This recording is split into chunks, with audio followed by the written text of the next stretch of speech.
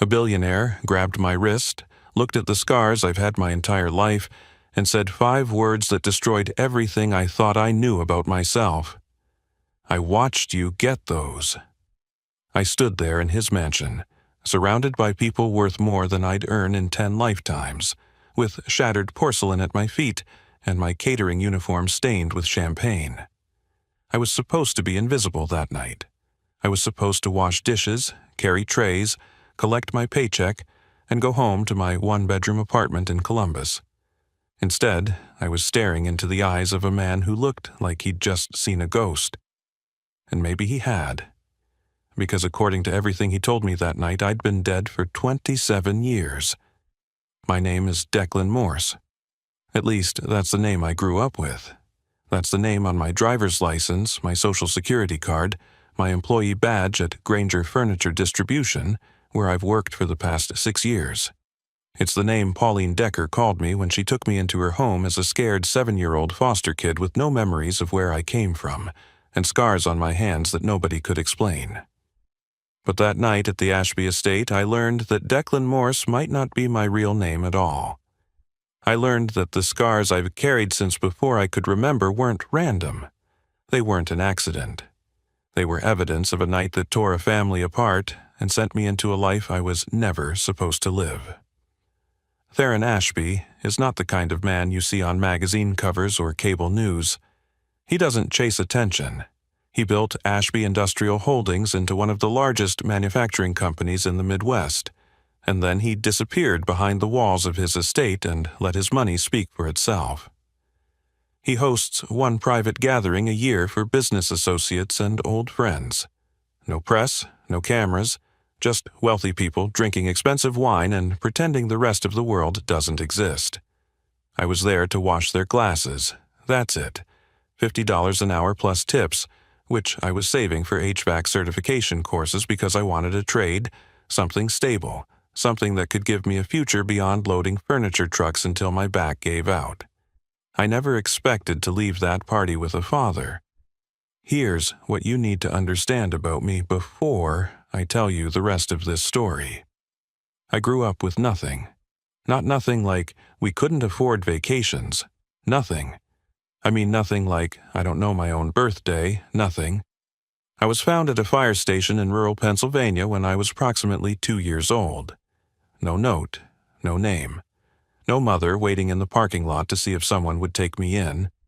Just a silent toddler with bandages wrapped around both hands and burns so severe that doctors said I'd carry the scars forever. They were right about that. I've looked at these hands every single day of my life. Thick, rippled scar tissue covering my palms and the backs of my fingers. The skin is tight in places, discolored in others. When I was a kid, other children would stare. Some would ask if I was contagious. Teachers would wince when they saw me raise my hand in class. I learned early to keep them in my pockets, to avoid handshakes when possible, to deflect questions with a shrug and a simple, "I was in an accident when I was little." But that was a lie. I didn't know if it was an accident. I didn't know anything. The social workers guessed. The doctors theorized. Nobody actually knew how a toddler ended up with burns like mine, alone at a fire station, with no one coming to claim him. I used to dream about it. Not the fire itself, because I don't remember that. I'd dream about a woman's voice calling my name. Except in the dream, she wasn't calling me Declan. She was calling me something else. Something I could never quite hear, and I'd wake up reaching for her with these scarred hands, grasping at nothing. For 27 years, that's all I had. Dreams that faded by morning and questions that nobody could answer. Then I broke a $12,000 vase at a billionaire's party, and the man who owned it didn't yell at me. He didn't threaten to sue. He didn't demand I be fired. He looked at my hands like he recognized them, like he'd been waiting to see them again. And in that moment, standing in the wreckage of his antique porcelain with 100 guests staring at me, I felt something I hadn't felt since I was a child waiting for someone to pick me up from the fire station. I felt like someone was finally coming for me. What happened next changed my life in ways I still don't fully understand. It gave me answers I'd stopped hoping for. It gave me a father I never knew existed. And it forced me to confront a truth about my mother that was more painful than any scar she left on my hands. This is the story of how I went from being nobody's son to discovering I was the missing heir to a fortune. But more than that, it's the story of how I learned that the scars we carry aren't just damage. They're proof that we survived, and sometimes, if we're lucky, they're the map that leads us home. The morning before everything changed, I woke up at 5:30 like I always did. My apartment was cold because I kept the thermostat at 62 to save money. I made instant coffee, ate a bowl of cereal standing over the sink, and drove my 12-year-old Honda Civic to Granger Furniture Distribution, where I'd worked since I was 23. That was my life. Not glamorous, not exciting, but mine. I supervised a team of 8 guys on the loading dock. We moved sofas, bed frames, dining tables, anything that came through on the trucks headed to retail stores across Ohio and Indiana. The work was physical and repetitive, but I didn't mind it. There's something honest about loading a truck. You start with an empty trailer, you fill it with product, you send it on its way. At the end of the day, you can see exactly what you accomplished.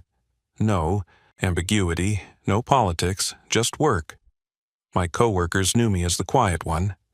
I showed up on time, did my job, helped when someone needed a hand, and kept my personal life to myself. Most of them had families to go home to, wives, kids, mortgages, weekend soccer games. I had my apartment, my savings account, and my plan to get certified in HVAC repair so I could eventually move into something with better hours and benefits. That's the thing about growing up in foster care. You learn early that nobody is going to hand you anything. Every good thing in your life, you build yourself. Every safety net you weave with your own hands. I had no inheritance coming, no family business to fall back on, no parents who could co-sign a loan or let me crash in their basement while I figured things out. Everything I had, I earned. I'm not saying this for sympathy, I'm saying it because you need to understand who I was before I walked into that mansion. I was a guy who had made peace with his limitations. I knew where I came from, which was nowhere. I knew who my family was, which was almost no one. And I had stopped asking the questions that used to keep me awake at night. Almost stopped, anyway. The one person who came close to being family was Pauline Decker. She fostered me from age 7 until I aged out of the system at 18, and she never stopped being part of my life even after the state stopped paying her to keep me. Pauline was a retired cafeteria worker living on Social Security in a small house outside Zanesville. She had fostered more than 30 kids over the years, but she always said I was the one who stuck. I visited her every other Sunday. We'd sit on her porch if the weather was nice, or in her cramped living room if it wasn't, and she'd ask about my job and my love life and whether I was eating enough vegetables. She worried about me the way mothers worry, even though she'd never officially been mine. One Sunday, about a month before the party, I asked her something I hadn't asked in years. Do you ever wonder about them? My real parents? Pauline set down her coffee cup and looked at me with those sharp brown eyes that always saw more than I wanted to show. I used to, she said. When you first came to me, I used to imagine all sorts of stories. Maybe they were young and scared. Maybe something terrible happened and they couldn't take care of you. Maybe they were looking for you somewhere and just couldn't find you. And now? She reached over and patted my scarred hand. She was one of the few people who never flinched when she touched them. Now, I think some questions don't have answers, Declan, and some answers won't give you peace. You have to build your own peace. I nodded like I agreed. But that night, alone in my apartment, I stared at my hands for a long time. The scars were part of me in a way nothing else was. They were the only thing I had from before. The only physical proof that my life existed before that fire, stationed in Pennsylvania. Somewhere, someone knew how I got them. Somewhere, someone remembered the fire that marked me. And even though I told myself I'd stopped searching, I knew that wasn't entirely true. I'd just gotten better at hiding the search, even from myself. The catering gig came through the following week. A staffing agency I'd signed up with 6 months earlier called with an offer. Private event at a lakeside estate. 1 night of work. $50 an hour plus a share of tips. I did the math and said yes immediately. I didn't ask whose estate, I didn't ask what kind of party. I just saw the dollar signs and thought about how many more HVAC study guides I could buy. Looking back, I wonder if there was something else pulling me toward that mansion. Some force I don't have a name for, drawing me toward the answers I'd convinced myself I didn't need. Or maybe that's just the story I tell myself now. Because the alternative is accepting that the most important night of my life happened by pure random chance. Either way, on the second Saturday of October, I ironed my white catering shirt, polished my black shoes, and drove 2 hours north to the Ashby estate. I had no idea that the man who owned it had been searching for me since the night I disappeared. The Ashby estate looked like something from a movie I couldn't afford to watch in theaters. I pulled my Honda onto a private road lined with oak trees so old they formed a canopy overhead, blocking out the evening sky. When the trees finally opened up, I saw the mansion rising from the landscape like it had grown there organically. Stone walls, tall windows glowing with warm light, a circular driveway where valets in crisp uniforms collected keys from guests driving cars that cost more than my annual salary. I parked in the staff area behind the service entrance and sat in my car for a moment just looking. This was not my world. These were not my people. I was here to wash dishes and disappear, and that was fine.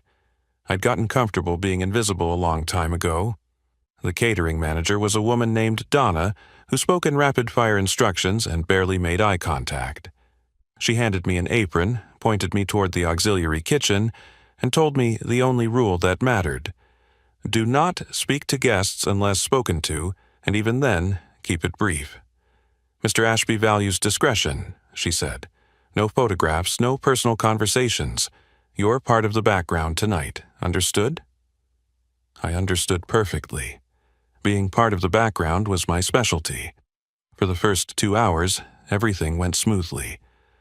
I stationed myself at a large sink in the side kitchen, scrubbing champagne flutes and appetizer plates, while uniformed servers moved in and out with loaded trays. The noise from the party was muffled but constant. Laughter, clinking glasses, the low hum of conversations about things I would never understand. Stock portfolios, European vacations, someone's daughter, getting accepted to Yale. Around 9 o'clock, Donna appeared and asked me to help with tray service. They were short-staffed, and the main courses were about to go out. I dried my hands, grabbed a tray of empty flutes that needed collecting from the main hall, and stepped into the party. The room was enormous. Vaulted ceilings, oil paintings in gilded frames, furniture that looked older than the country. Guests clustered in small groups, dressed in clothes that probably cost more than my car.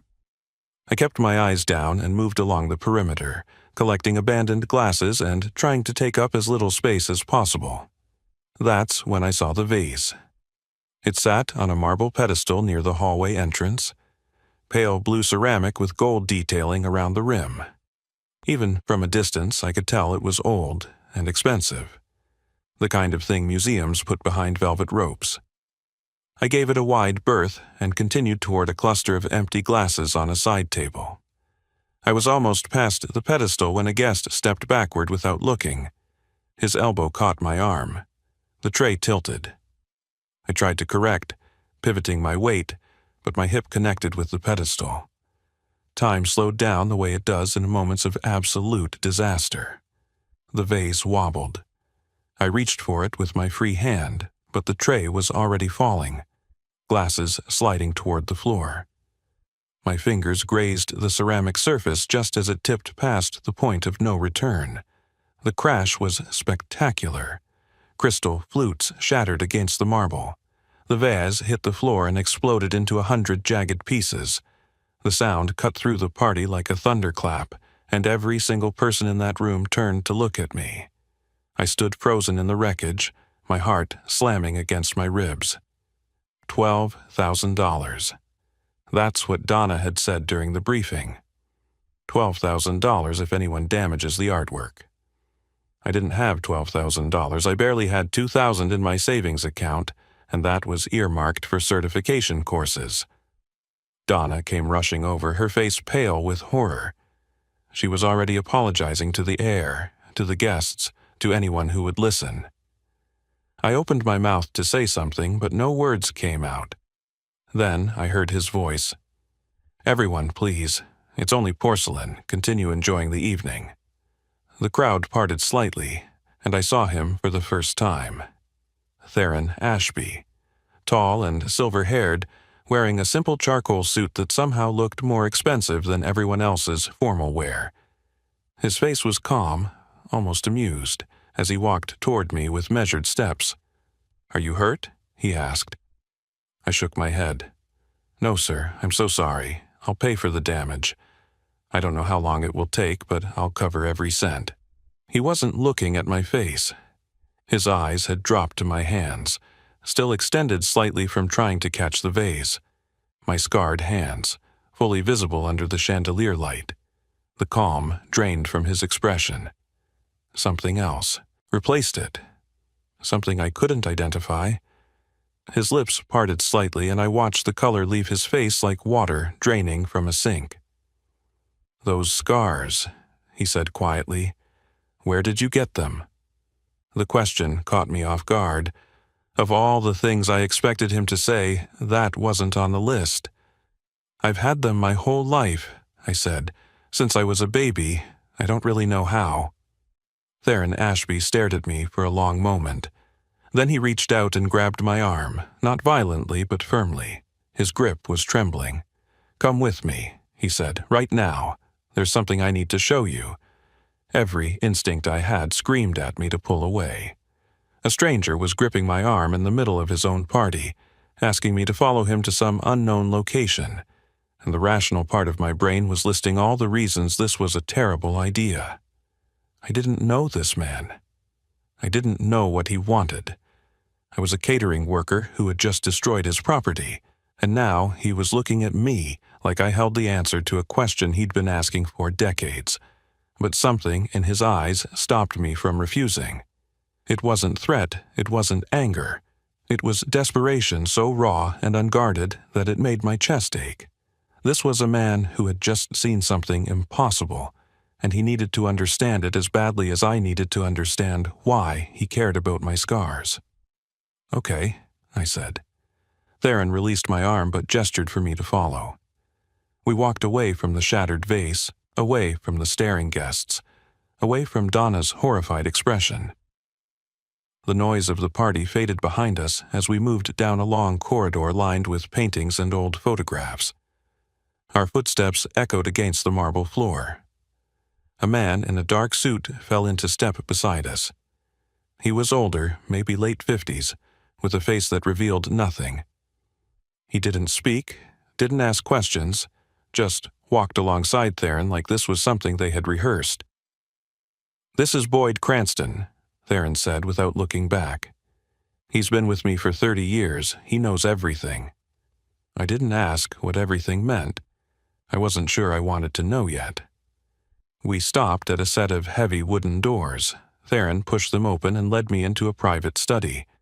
Dark wood paneling, leather armchairs, shelves filled with books that looked like they'd never been touched. A fire crackled in a stone hearth despite the mild October weather, but none of that held my attention. The far wall did. It was covered with photographs. Dozens of them, maybe hundreds, arranged in careful rows and clusters. A younger version of Theron appeared in many of them, his hair dark instead of silver, his face unlined by the years. Beside him in almost every image was a woman. Auburn hair, warm smile, eyes that seemed to catch the light even in still photographs. She was beautiful in a way that felt timeless, like she belonged to a different era, and in her arms, in photograph after photograph, was a baby. "My wife," Theron said. He had stopped beside me, his voice strained with the effort of speaking. "Vivian, and my son, Callum." I stared at the images. The baby was small and generic in the way all infants are. Round cheeks, wispy hair, tiny fists reaching toward the camera. I tried to see myself in that face and couldn't. It was just a baby. "What happened to them?" I asked. Theron was silent for a long moment. Boyd stood near the door, arms folded, watching us both. "There was a fire," Theron finally said. "Our home in Pennsylvania. I was traveling for business. Vivienne and Callum were alone. By the time firefighters arrived, the house was destroyed. They found Vivienne's remains in the wreckage." He paused, and I saw his hands clench at his sides. "But Callum's body was never recovered. The investigators said the fire burned too hot. They assumed nothing would have survived. I buried an empty casket next to my wife and tried to accept that my son was gone. Pennsylvania, fire, a child around 2 years old." The words landed like stones in my stomach. "But you didn't accept it," I said. "No." Theron turned to face me fully. "I hired private investigators. I spent 15 years and more money than I can calculate searching for any sign that Callum might have survived. And 2 years into that search, one of my investigators found something." Boyd stepped forward and handed Theron a folder. Theron opened it and pulled out a document, yellowed with age. A child matching Callum's description was left at a fire station in Clearfield County, Pennsylvania, approximately 60 miles from where our home burned. No identification. Severe burns on both hands. The child was placed into foster care. Sealed records, a new name. The trail went cold, and I couldn't find him no matter how hard I tried. My mouth had gone dry. I couldn't speak. Theron reached into his jacket and withdrew a photograph. It was old and creased from being handled countless times. He held it out to me, and I took it with trembling fingers. It showed an infant's hands wrapped in white bandages. Only the fingertips were visible, tiny and pink against the gauze. "This was taken in the hospital after the fire," Theron said. Callum grabbed a piece of burning debris trying to reach his mother. The doctors said his scarring would be permanent, distinctive, unlike anything they had seen before. He reached for my hands and turned them palm up. The scars caught the firelight, the same rippled texture I had looked at every day of my life. "Show me," he whispered. I held my hands next to the photograph. The infant's hands were tiny, the bandages covering everything. But the placement of the damage, the way the scarring wrapped around the thumbs, the pattern of the deepest burns near the base of the palms matched exactly. "I watched you get those scars," Theron said, his voice breaking. "I wasn't there, but I've seen them in my nightmares every night for 27 years. I looked at this man, this billionaire, this stranger who might be my father, and for the first time since I was a child, I felt tears sliding down my face. The question that had been building inside me finally broke free. If I'm your son, why was I abandoned? Why didn't anyone come looking for me?" Theron exchanged a glance with Boyd. Something passed between them, a silent communication built on decades of trust. Boyd nodded once and walked to a cabinet in the corner of the study. He produced a key from his pocket, unlocked the cabinet, and retrieved a leather folder. 2 years ago, we obtained access to records that had been sealed since the night you were found," Boyd explained. "Hospital intake documents from the fire station in Clearfield County. A judge finally granted us access after years of legal petitions." He handed the folder to Theron, who held it like it contained something fragile and dangerous. "What's in there?" I asked. Theron opened the folder slowly. Inside was a medical intake form dated October 1997. I could see the official stamps, the handwritten notes describing a male child approximately 2 years old with severe burns on both hands. No identification, no parents present. Found at fire station entrance at approximately 3 in the morning. But attached to the medical form was something else. A single sheet of paper, handwritten, the ink faded but still legible. Theron held it out to me. "Read it." I took the paper. The handwriting was shaky, uneven, like it had been written by someone exhausted or injured or both. The words made my blood turn cold. His name is Callum. His father is Theron Ashby. Theron doesn't know what I've done. Please protect my son. Tell no one. If Theron finds out the truth, he will destroy himself. I set the fire. I couldn't escape what I became. But Callum can. Let him be someone new. Let him be free. V. I read it 3 times. The words refused to arrange themselves into anything that made sense. V, I said. Vivienne, your wife? Yes. She set the fire. Theron closed his eyes. When he opened them again, they were wet with tears he wasn't trying to hide.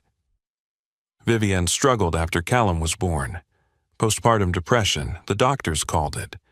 But it became something darker, something I didn't recognize until it was too late.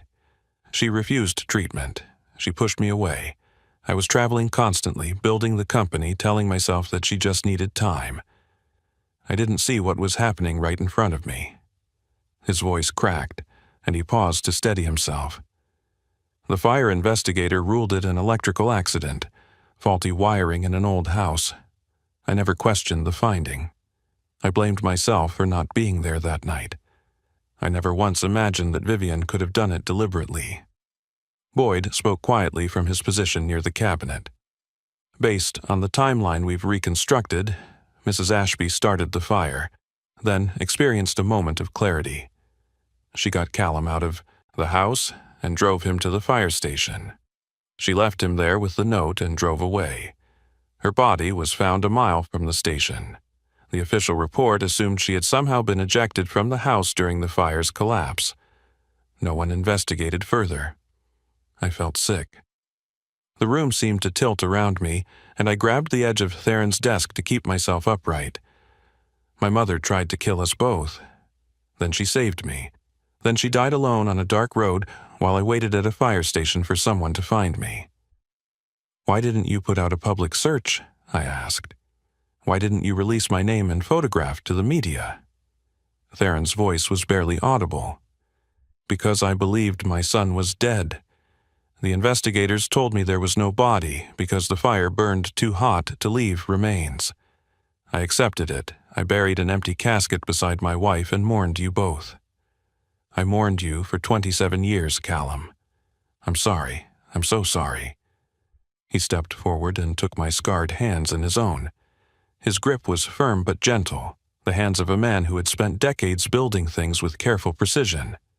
I need to know for certain, he said. I believe you're my son. Everything tells me you are, but I need proof that neither of us can doubt. Will you take a DNA test? I looked at this man who might be my father. I saw decades of grief etched into the lines of his face. I saw hope fighting against the fear of disappointment. I saw a man who had never stopped searching for a son the world told him was dead. And I saw myself in 30 years if I walked away without knowing the truth. Yes, I said, I'll take the test.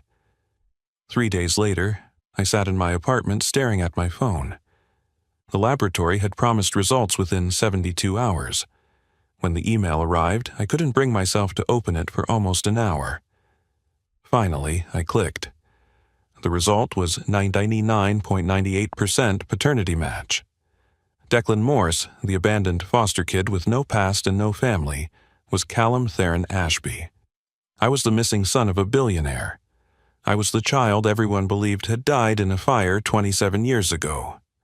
I was not nobody. I had never been nobody. I sat in my cold apartment and wept until I had nothing left. The weeks following the DNA confirmation didn't transform my life the way you might expect. I still woke up in my one-bedroom apartment. I still drove my 12-year-old Honda to work. I still supervised the loading dock at Granger Furniture Distribution, moving sofas and bed frames while my coworkers talked about football and weekend plans. But something inside me had shifted. The hollow space that had lived in my chest for as long as I could remember didn't ache anymore. It was filling slowly with something I had never allowed myself to feel before. Belonging. Theron and I agreed to take things slow. Neither of us knew how to be father and son after 27 years of separation. We couldn't just pick up where we left off because there was no where we left off. I was a toddler when I disappeared from his life. He was a stranger when he walked into mine. Our first real conversation happened at a diner, halfway between Columbus and the Ashby estate. Neutral territory. Theron ordered black coffee and didn't touch it. I ordered pancakes because I had no idea what else to do with my hands. "I don't expect you to call me Dad," Theron said.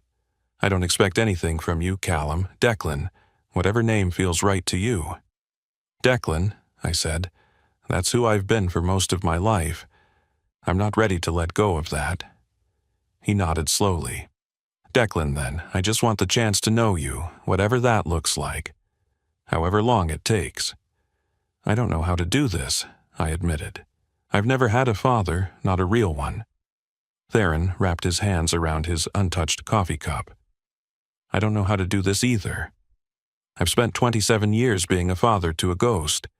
Talking to you, sitting across from you, watching you breathe is more than I ever thought I would have again, so we'll figure it out together."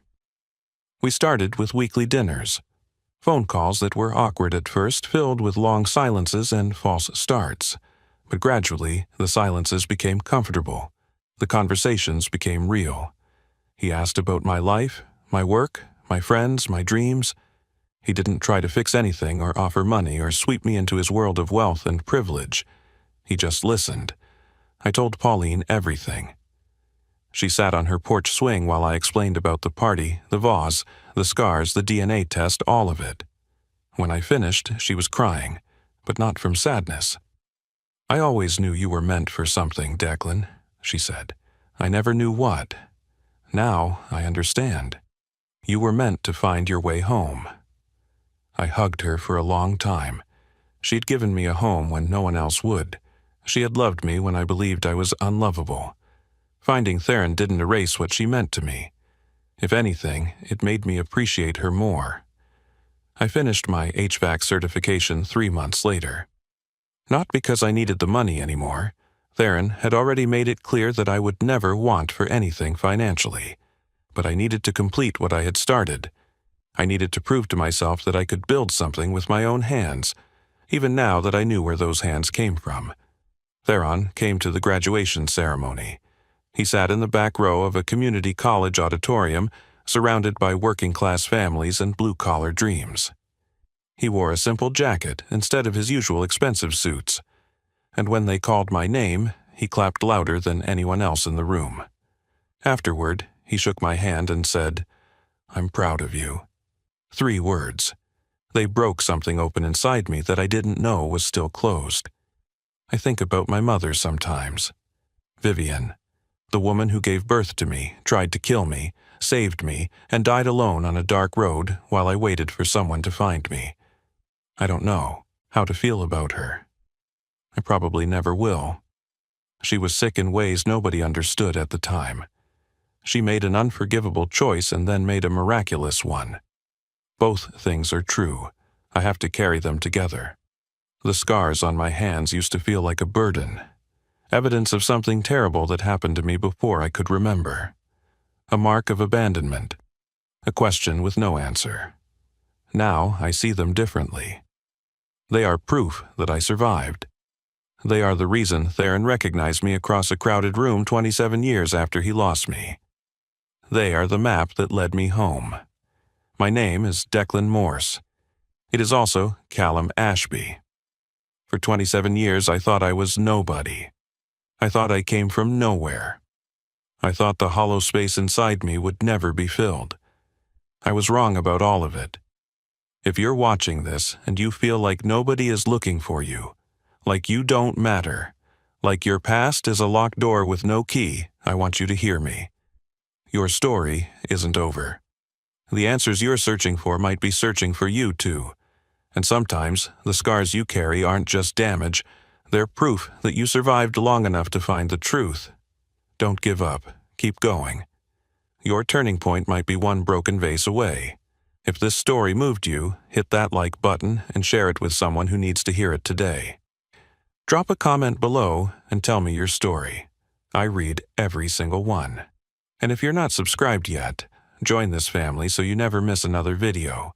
Click that subscribe button and the notification bell so you're the first to know when the next story drops. Thank you for watching, thank you for listening, and thank you for reminding me that none of us are really alone. I'll see you in the next one.